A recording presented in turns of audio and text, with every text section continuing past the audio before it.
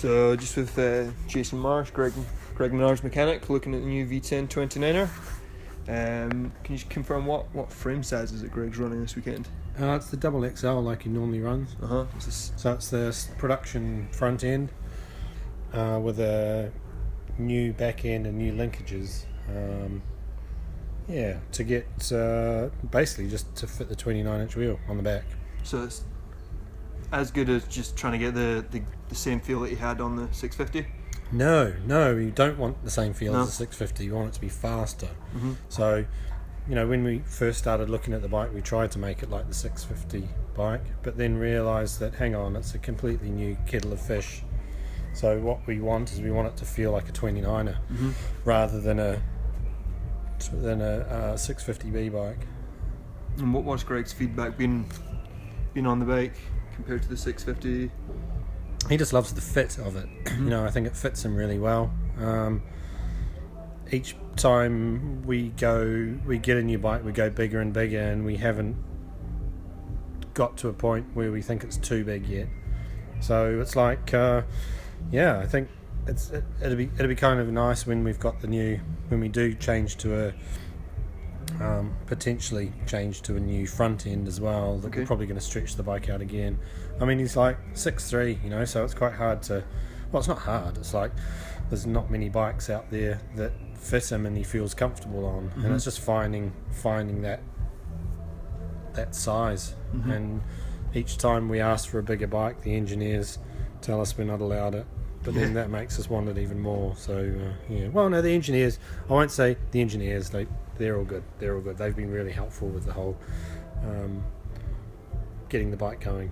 We just scare them a little bit when we ask them for more.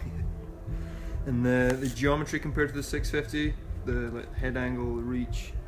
Yeah, we don't like changing the head angle much past the 64 degree angle mark. So that's what was running this weekend? I don't know. I haven't measured it. We'll have to measure it when we get it on the floor. The thing is, it changes a little bit with the different tyres on as well. So we're not really sure what it's going to come out at when we get it on the floor. I haven't actually put this one together with these tyres on and these wheels, and so this is the first time it's kind of coming together. I'm really taking my time with it. Yep. Because I've got nothing else to do today, have I? Do you know the wheelbase compared to the 650? The wheelbase is 1300 millimeters. That's from center of the axle to center of axle. Okay. And the chainstays you got?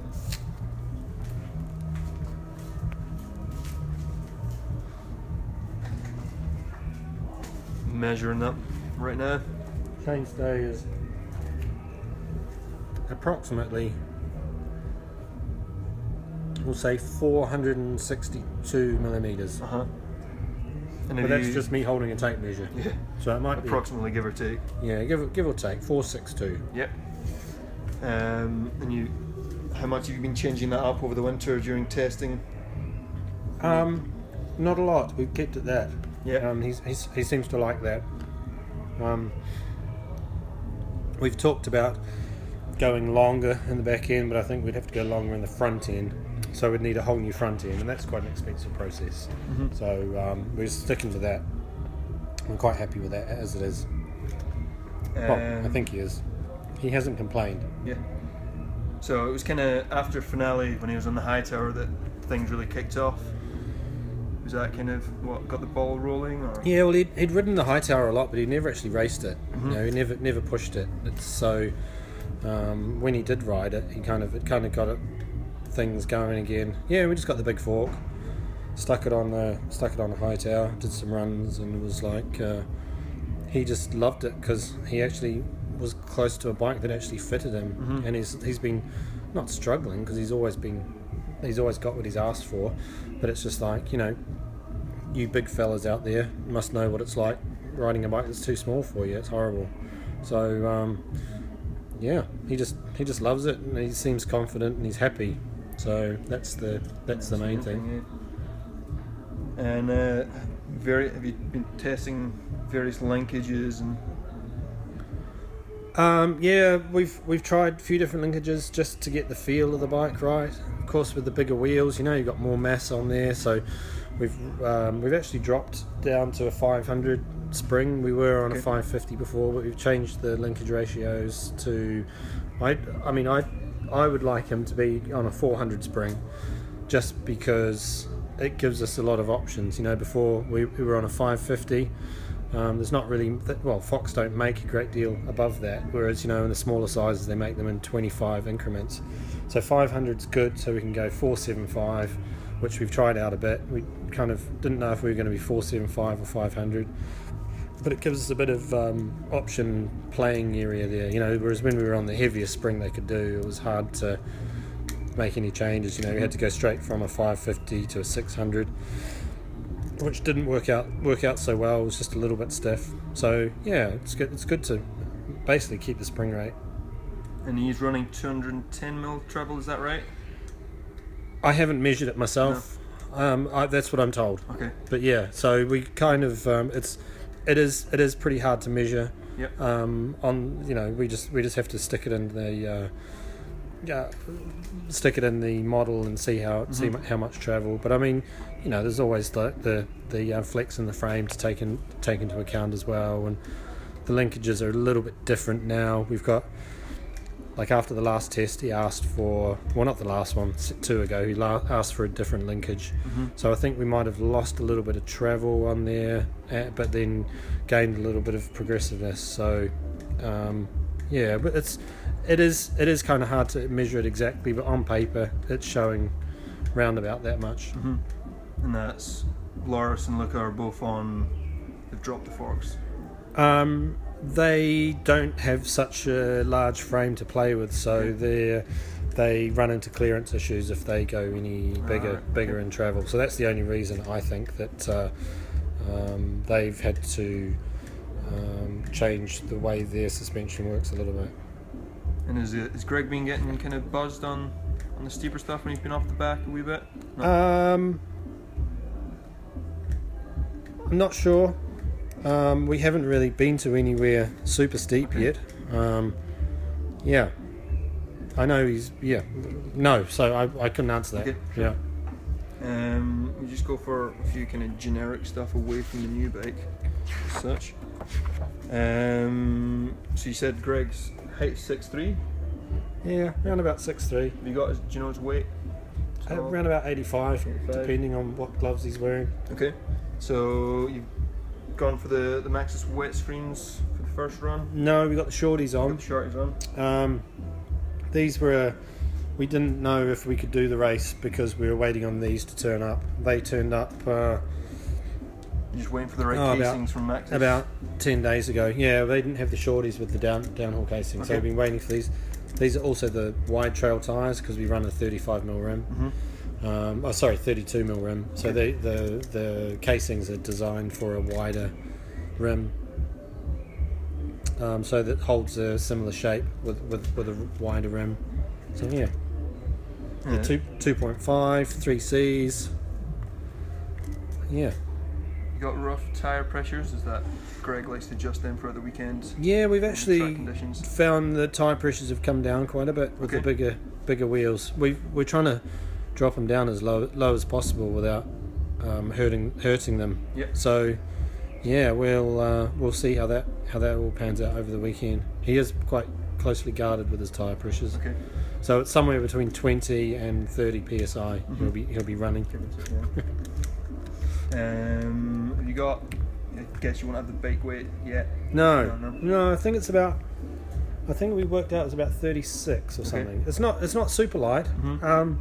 We did make a super light bike, but we found it was like with the older bikes anyway. But he found it was really hard to. Well, not hard, but a lot more difficult to tune the suspension when you've got a light bike. So he kind of likes a bike that's not too light. You know, that's why we've kind of shied away from titanium bolts and stuff like that, because he seems to think he can feel if the bike's a little bit too light, and he's definitely got an optimum weight of what he thinks the bike should be. So it's not all about trying to make it as light as possible. It's just, you know, with steel bolts everywhere, you just kind of you just trust them. So we've stuck with that, and you know, I mean, yeah, little bit of extra weight here and there's not too bad. He doesn't seem to think. Yeah. So in terms of suspension setup, I guess you're probably not going to be able to go into too much detail. But, we let Fox do that. Okay. They deal with it. We get all the settings, but things like all that stuff just changes so much. Like Greg's can really feel changes in the bike, and he'll know. He'll come down and describe to the Fox guys what's actually happening with the bike, and they'll do a click, and it's just, I just can't keep track. Yeah. So I just at the end of the day, I'll count the settings. Some days I don't even like doing that, just in case I count them differently to the Fox guys. I'll just leave it, and then basically go and see the Fox guys and find out what settings they are. Okay. But most of the races and most of the events we go to, Fox are always there. Yeah. So I rely on them a lot to get the suspension dialed. I don't really touch it. Okay. Unless we disagree. Unless Greg and Fox disagree, and then we have a little fiddle ourselves, and don't tell Fox. Okay. Do you know any rough pressures or kind of pressure? Is he quite neutral? Does he like the bike to set its travel more in the rear, or? Yeah, we did a bit of data acquisition on it last week with the Fox guys, and we figured out he uses his back end twice as much as he uses his front end. So, or the back travel twice as much as the front travel.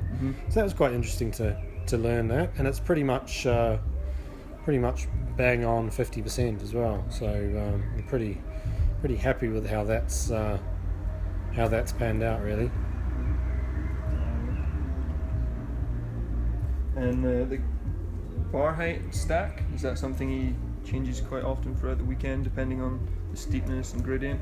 Yeah, and brake lever angle as well. Like he'll change that, like minute changes in lever height. If he feels like he's getting sore hands, he'll open the. He wants a straight line between his braking finger and his arm. Yep. And if he feels like he's crimped up, he'll get arm pump. Okay. And same the other way as well. So it's just depending on the steepness of the track that he does play around with his brake levers quite a bit.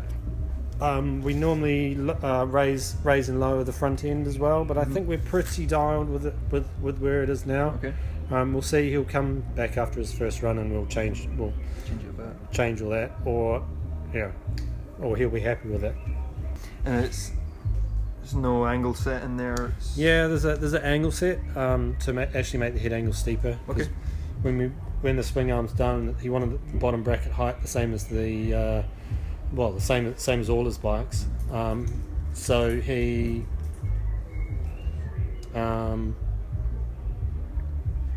to drop the bottom bracket, it's steeping the head angle out too much. So we put these it's slacking the head angle. So he's steeping the head angle up with this new Buzzworks prototype angle set that's gone in there, and they're all handmade headsets that they've handmade for us. We've got Jonas from Chris King out here today. He's showing us how to service all the hubs properly and make them fast, and so that's kind of cool. He's keeping an eye on the headsets for us, but yeah, there's not much wrong with them really. And in terms of bar width, what are we looking at? From the end of the grip to the end of the grip, we're 815 millimeters. 815, okay. And saddle position is pretty neutral. Yeah, it's pretty flat. On the middle he likes a little bit of woo. So woo means front up, back down. Okay. Yeah. Lever position isn't. It's hard to tell before you get the bikes on the floor. We'll come back to that. Hey. And in terms of the bite point of the brakes, he's got pretty. He likes it to go out like this, but then he does like using the brake, so we kind of set that up so it's 65, and then bite point should be 50, which it is there. So he likes quite a tight brake lever there. Rotor sides have gone 200 mil. Is it 203 front and rear? Yeah. On all his bikes, he's like that as well. He does it on his